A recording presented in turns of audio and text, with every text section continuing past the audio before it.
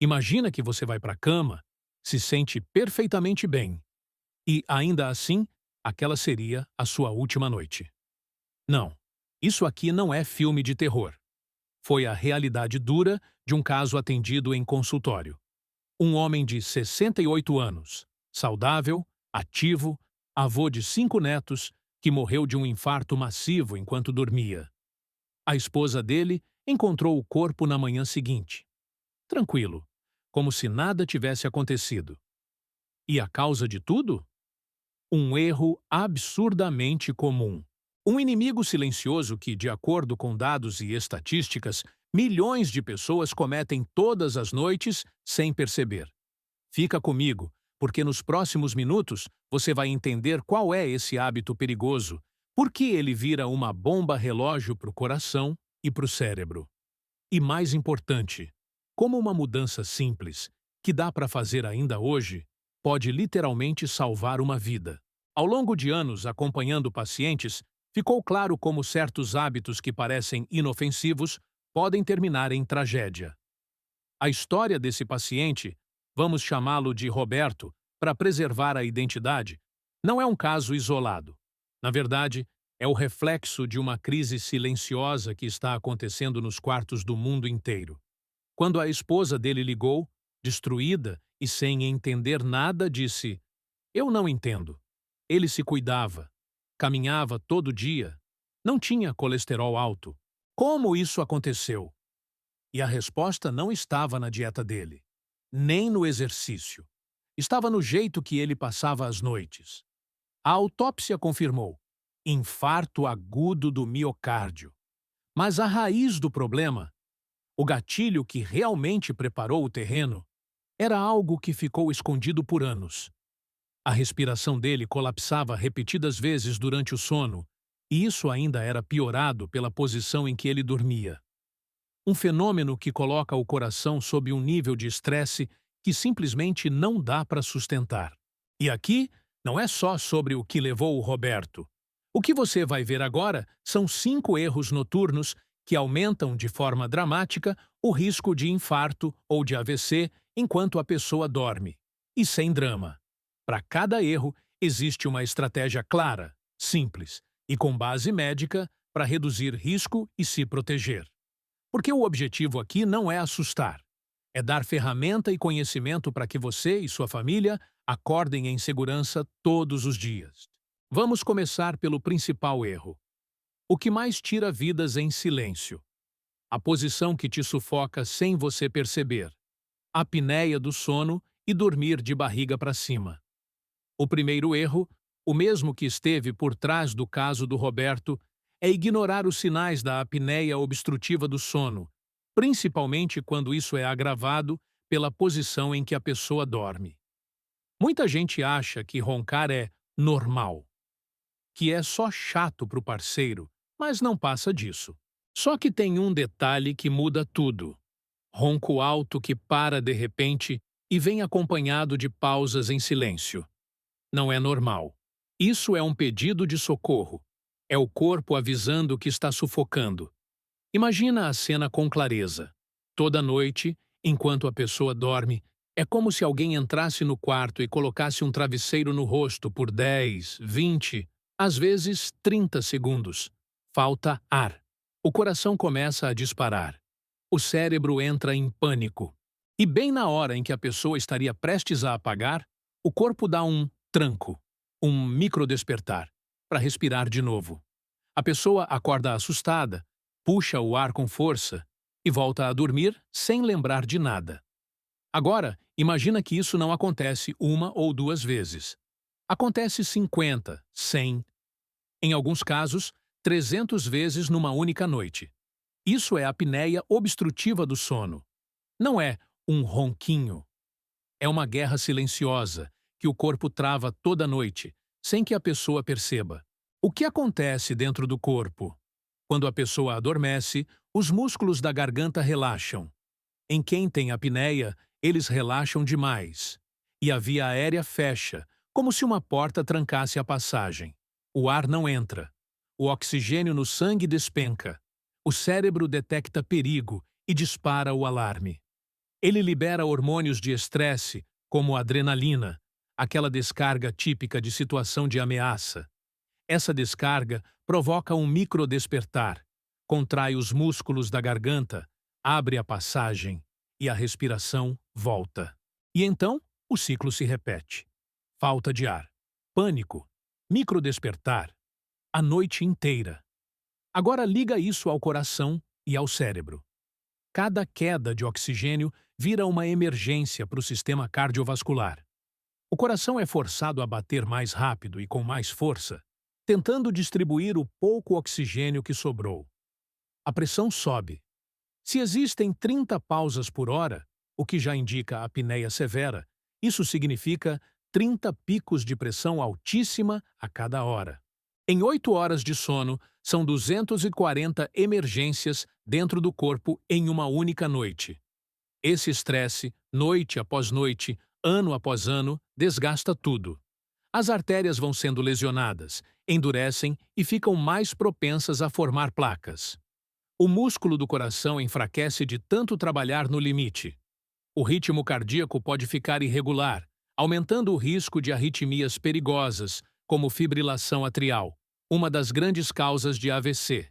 E aí entra o erro da postura. Para quem tem apneia posicional, a pior posição é dormir de barriga para cima.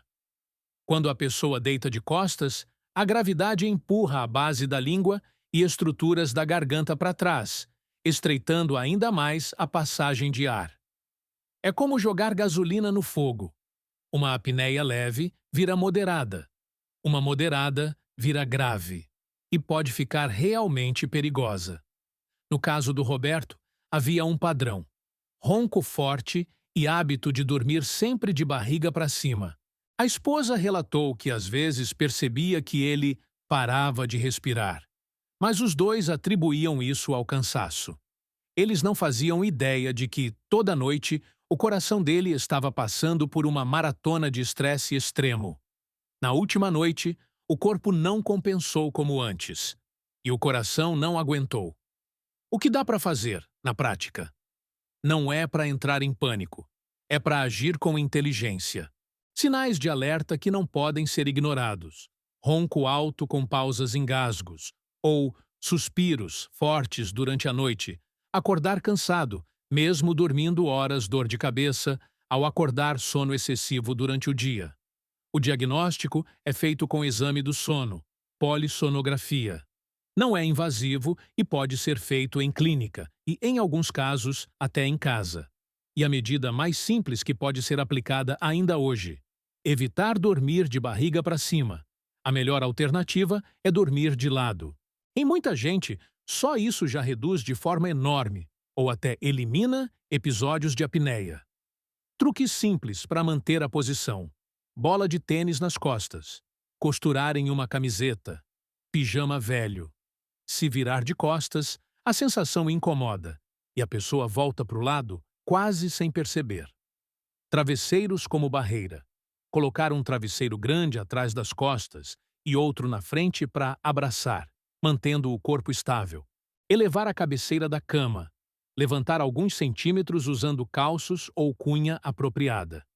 Evitar empilhar travesseiros, porque isso dobra o pescoço e pode piorar a obstrução.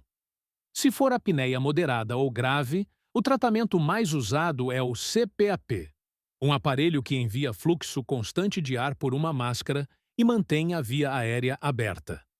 O ponto central do caso do Roberto não foi ter apneia. Isso é muito comum.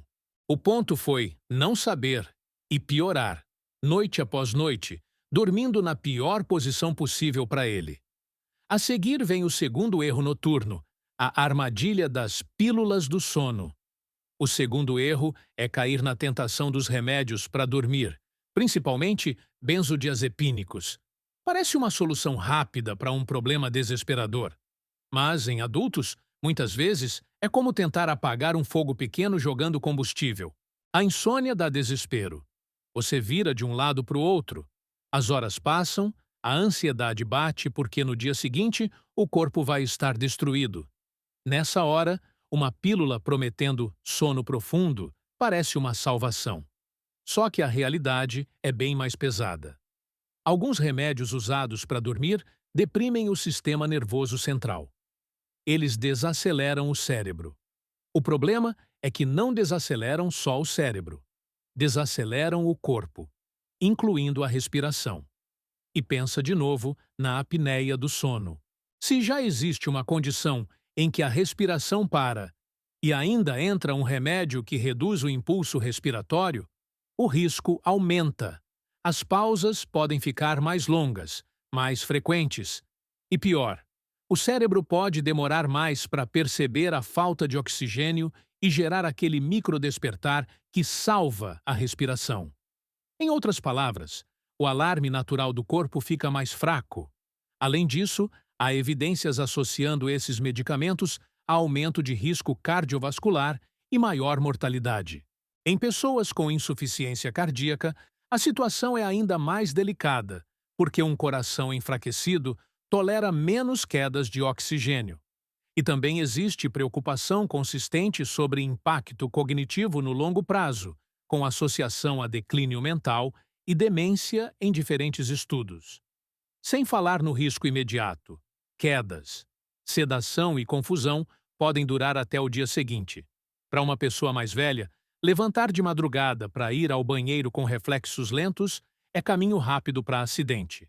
Uma queda séria pode iniciar uma perda de independência. O que fazer então? Insônia é real, mas remédio raramente é a solução ideal a longo prazo. O caminho mais seguro começa com hábitos. Horários consistentes para dormir e acordar, inclusive no fim de semana. Quarto como zona do sono. Escuro, silencioso, fresco. Sem TV e sem trabalho na cama. Desligar telas antes de dormir, porque a luz atrapalha a melatonina. Evitar cafeína e nicotina no fim do dia. Cuidado com o álcool. Pode dar sono, mas piora a qualidade do sono depois. E para a insônia crônica, a abordagem mais recomendada é terapia cognitivo-comportamental para a insônia. Um programa que reeduca hábitos e cérebro, com bons resultados e segurança. E sempre, acompanhamento médico. Nada de automedicação e nada de aceitar uma pílula como atalho. A ideia é investigar a causa. Dor, ansiedade, apneia do sono, hábitos ruins. Tratar a raiz é o que resolve de verdade.